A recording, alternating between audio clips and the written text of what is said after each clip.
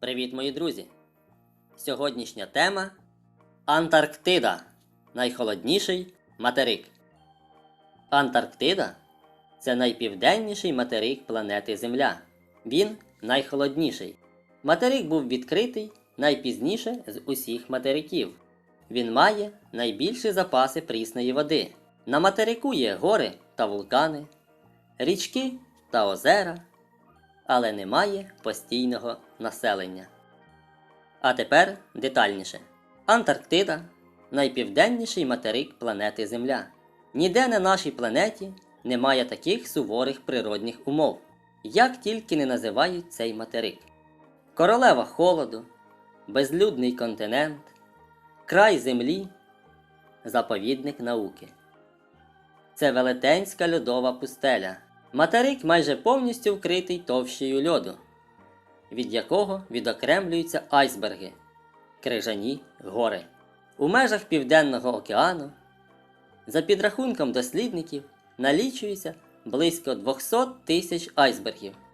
Тут можна побачити тільки один схід та один захід сонця на рік.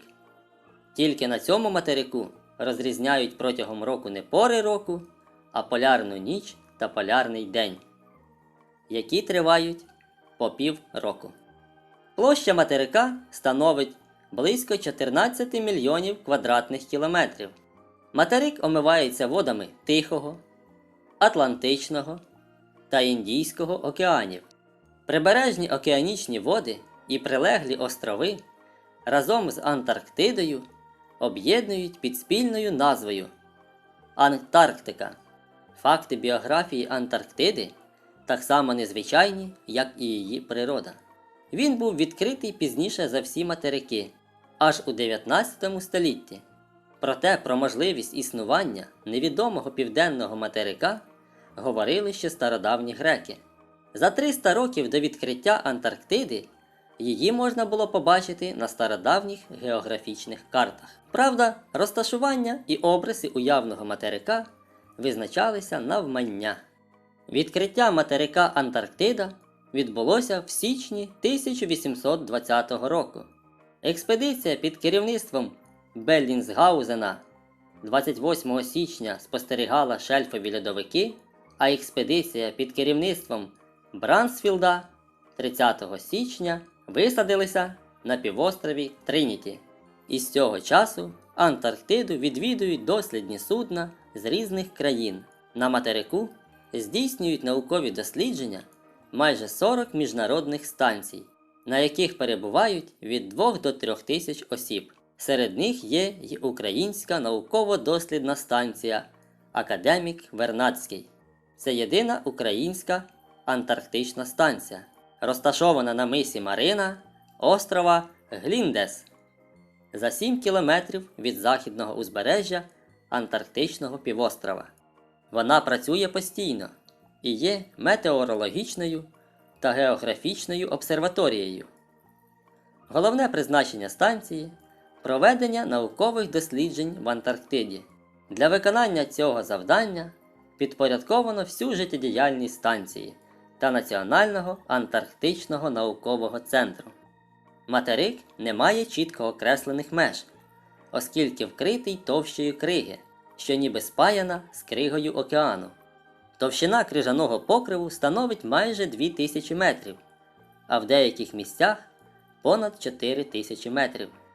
Тому Антарктида найвища серед інших материків. Поверхня материка вкрита потужним крижаним щитом, що нагадує купол, трохи піднятий у центрі. Під льодовим покривом через увесь материк тягнуться трансантарктичні гори. Трансантарктичні гори, що перетинають майже весь материк, ділять Антарктиду на дві частини – Західну Антарктиду та Східну Антарктиду.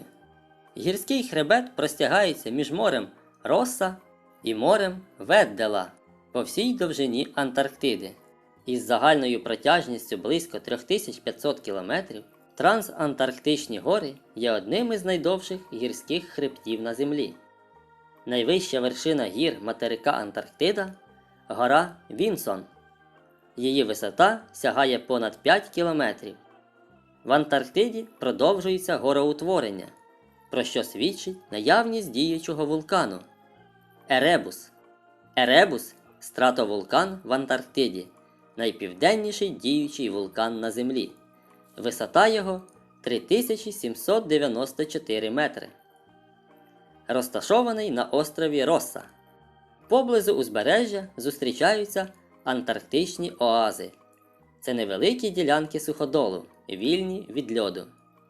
Вони нагадують кам'янисті пустелі, серед яких іноді розташовані невеликі озера.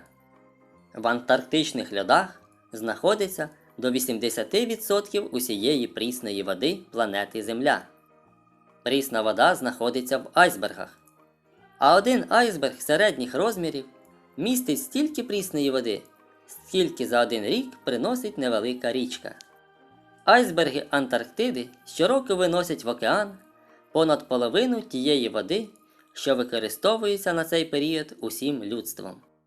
Незважаючи на товщу криги, в Антарктиді існують озера, а в літній час і річки. В оазах і на узбережжях Антарктиди є невеликі прісні й солоні озера. Постійних річок на цьому материку немає. Влітку, коли тануть сніг і лід, до океану течуть потоки талої води. Такі антарктичні річки існують протягом 1-2 місяців до настання осінніх морозів.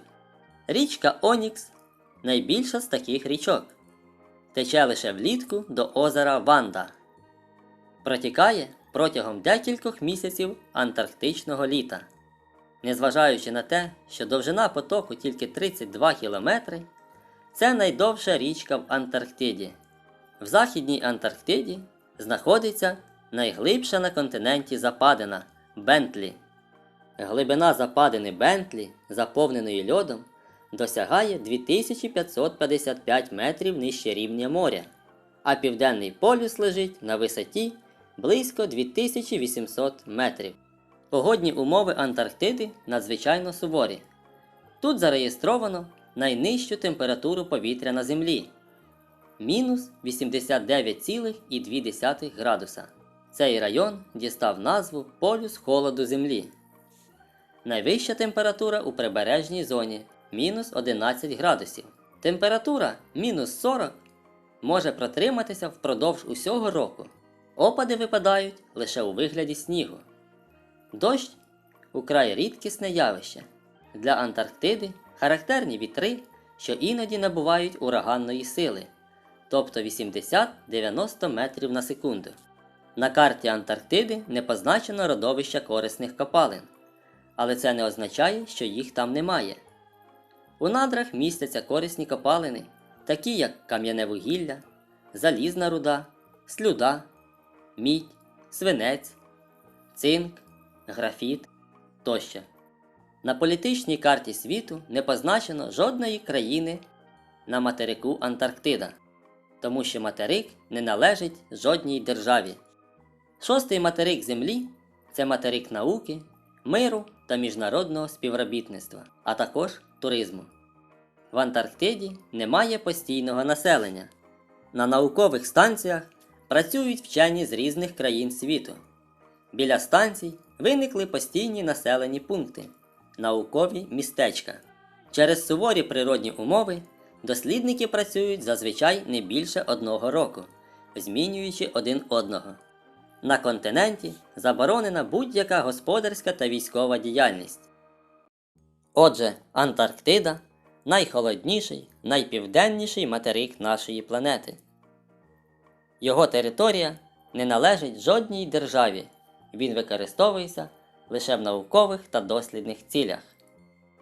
А на сьогодні я вам говорю до побачення, до нових зустрічей!